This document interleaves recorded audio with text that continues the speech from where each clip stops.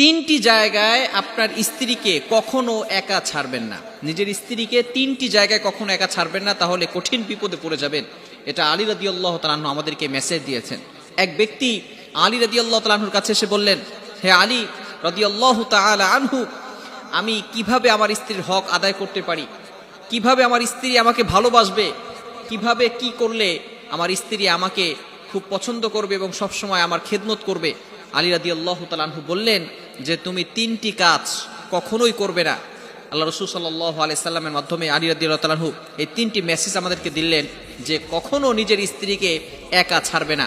এক নাম্বার হচ্ছে, স্ত্রী যদি অসুস্থ হয়ে যায়, স্ত্রী যদি সিক অবস্থায় থাকে, অসুস্থ হয়ে যায়, এই অসুস্থতার সময় কখনো স্ত্রীকে একা ছাড়বে না। যদি আপনার স্ত্রীর অসুস্থতার সময় আসে, এই সময়টা আপনি তাকে হেল্প করেন, আপনি তাকে একটু সহযোগিতা করেন, আপনি তার পাশে গিয়ে বসেন, আপনি তার একটু সেবা করেন, যদি আপনি অসুস্থতার সময় আপনার স্ত্রীর সঙ্গ দিতে পারেন, এই স্ত্রী আপনাকে পাগলের মতো ভালোবাসবে। এই স্ত্রী কখনো আপনার কথা ভুলবে না। এজন্য স্ত্রী যখনই অসুস্থ হয়ে যাবে, তখন কিছু মানুষ আছে তারা স্ত্রীকে তোয়াক্কা করে না। স্ত্রী অসুস্থ অবস্থায় নিজে কিছুই করতে পারে না, তারপর রান্নাবান্নার কাজ করতেছে। কিছু স্বামী এই বিষয়গুলো খেয়াল করে না। অবশ্যই অবশ্যই এই বিষয়টা খেয়াল রাখতে হবে।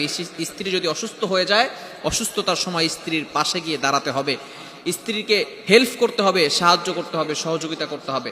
নাম্বার 2, দ্বিতীয় নাম্বার হচ্ছে, স্ত্রীকে পরপুরুষের সামনে কখনো একা ছাড়বেন না। নাম্বার 1 প্লেস হচ্ছে স্ত্রীকে অসুস্থতার সময় একা ছাড়বেন না। দ্বিতীয় নাম্বার প্লেস হচ্ছে স্ত্রীকে অন্যান্য যে পরপুরুষ রয়েছে তাদের সামনে কখনো একা ছাড়বেন না। মোস্ট ইম্পর্টেন্ট সাবজেক্ট, খুবই গুরুত্বপূর্ণ বিষয়। আমাদের সোসাইটিতে কিছু পুরুষ এমন রয়েছে যারা তাদের বন্ধুদের সামনে তার স্ত্রীকে নিয়ে আসে, বন্ধুদের সাথে মিট করিয়ে দেয়। যখন বন্ধুদের সাথে তার স্ত্রী কথা বলতে থাকে, একটা সময় এমন আসে স্ত্রী আর তার বন্ধু দুইজনে গল্প করতে করতে এক সময় ভালোবাসা আদান প্রদান হয়ে যায়। ওই বন্ধু তার স্ত্রীকে নিয়ে সেখান থেকে ভেগে চলে যায়। এই হচ্ছে আমাদের সমাজের অবস্থা। এজন্য কখনোই স্ত্রীকে অন্যান্য যেই পরপুরুষ রয়েছে তাদের সামনে একা ছাড়বেন না।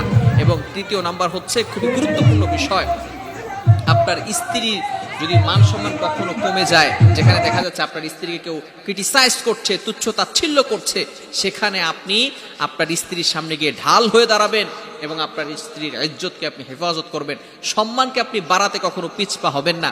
আপনার পরিবারের সামনে যদি আপনার স্ত্রী কখনো ছোট হয়, আপনার পরিবারের সামনে যদি আপনার স্ত্রীর ইজ্জত নষ্ট হয়, মান সম্মান কমে যায়, সেখানে গিয়ে আপনার স্ত্রীর ইজ্জতকে আপনি বাড়াবেন, তার সম্মানকে আপনি বাড়াবেন। মনে রাখবেন, একজন স্ত্রী সে তার পিতা মাতা, তার ভাই বোন, তার আত্মীয় স্বজন, রিলেটিভস যারা আছে, প্রিয় বালিশ, প্রিয় বিছানা, সব কিছু ছেড়ে স্যাক্রিফাইস করে সে তার স্বামীর ভালোবাসা